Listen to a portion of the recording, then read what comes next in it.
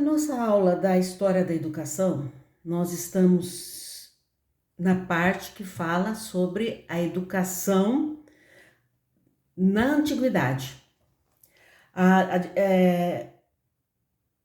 educação na antiguidade foi tomada de herança a cultura deixada pela antiguidade. Viu-se que os principais cidades, estados da Grécia Antiga, onde começou a organização educativa e social, foram Espartas e Atenas. Então aí, voltando e repetindo, onde que começou a educação na antiguidade? Começou em Esparta e Atenas e serviu de modelo para diversas sociedades no decorrer dos séculos. Até hoje, trazemos herança dessas duas educações. O modelo da educação espartana, com suas características militares, é caráter guerreiro, baseava-se na disciplina rígida,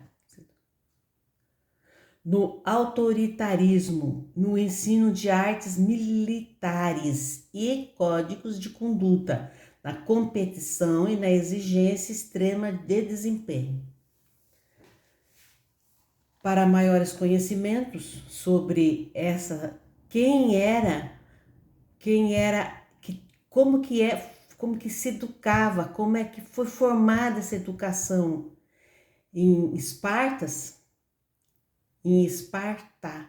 foi pedido para os alunos fazerem uma pesquisa sobre os alunos espartanos. Então, como a educação espartana foi importante, então foi-se pedido uma pesquisa sobre alunos espartanos. E eles leram essa pesquisa, leram quem foram esses alunos espartanos na sala de aula e foi explicado para todos o que significou, de que forma que ela foi feita, que ela foi praticada. A contribuição do pensamento socrático para a educação aconteceu em Atenas e tinha o conhecimento como o ideal educativo. Agora nós estamos falando na educação socrática.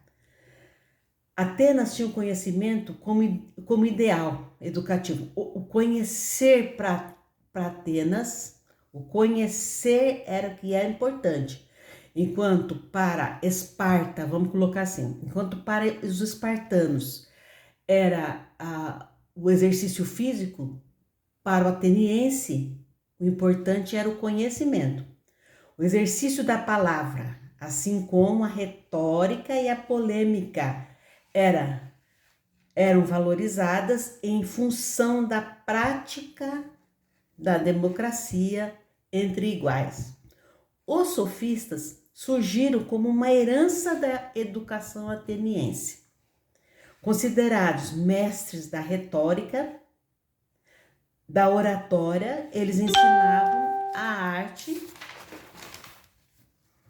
das palavras para que seus alunos fossem capazes de construir argumentos vitoriosos na arena política. Com um pensamento oposto aos sofistas, pensar mais do que ensinar a falar, através de perguntas cujas respostas dependiam de uma análise lógica e não simplesmente de mera retórica.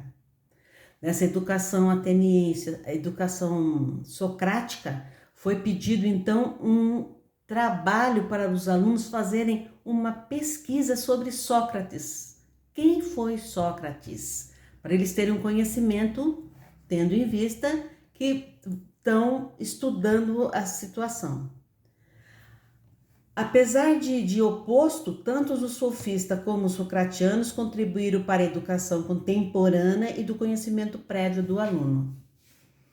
Então, mesmo que seja na antiguidade, até hoje carrega-se a herança dos socratianos e dos sofistas. E a Idade Média? A educação medieval veio carregada de traços da tradição espartana.